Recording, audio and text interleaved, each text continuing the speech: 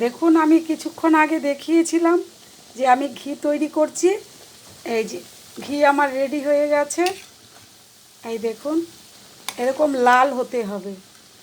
এই যে লাল হয়ে ঘি রেডি হয়ে গেছে। এবার আমি একে বন্ধ করে দেব। আমি গ্যাসটা বন্ধ করে দিলাম, দিয়ে এরকম নাড়তে থাকবো যাতে নিচ থেকে পুড়ে না যায়।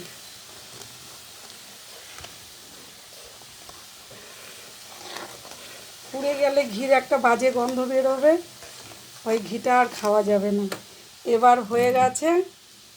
আমি এখন আস্তে করে কড়াইটাকে সাইড করে দেব।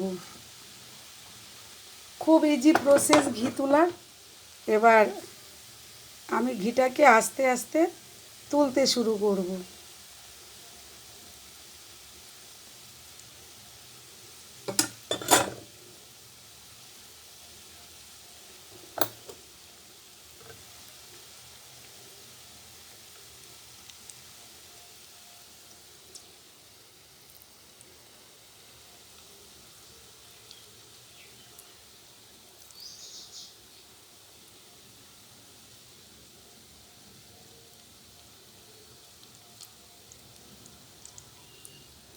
এরকম করে ছেঁকে ছেঁকে আমি ঘিটাকে তুলে নেব।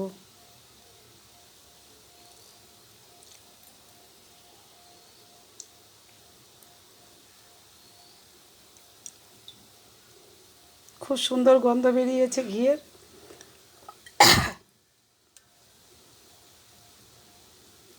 তারপরে ঠান্ডা হলে এবার কোনো পাত্রে রেখে দিলেই রেডি হয়ে গেল ঘি। তাহলে বন্ধুরা দেখে নিন ঘি কী করে তৈরি করলাম। খুব ইজি প্রসেসে তৈরি করেছি। মিক্সচারে পেস্ট করে নিয়ে ঢেলে দিয়েছি। সরগুলিকে জমিয়ে রাখতে হয়, ফ্রিজে রাখলে খুবই ভালো হয়। আমি তো ফ্রিজে রাখি। এবার আস্তে আস্তে তেলটা ঠান্ডা হয়ে যাচ্ছে, ঘিটা ঠান্ডা হয়ে যাচ্ছে।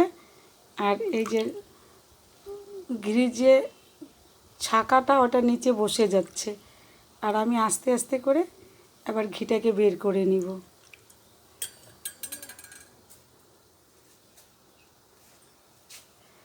মোটামুটি 400 গ্রামের মতো ঘি হবে। আমার বাড়িতে দেশি গরুর ঘি।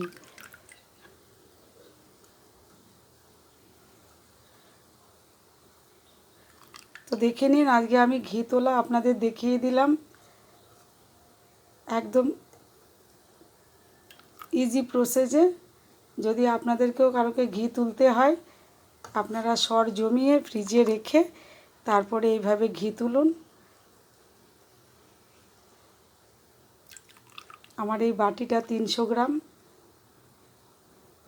এক্ষুনি ভরে যাবে বাটি।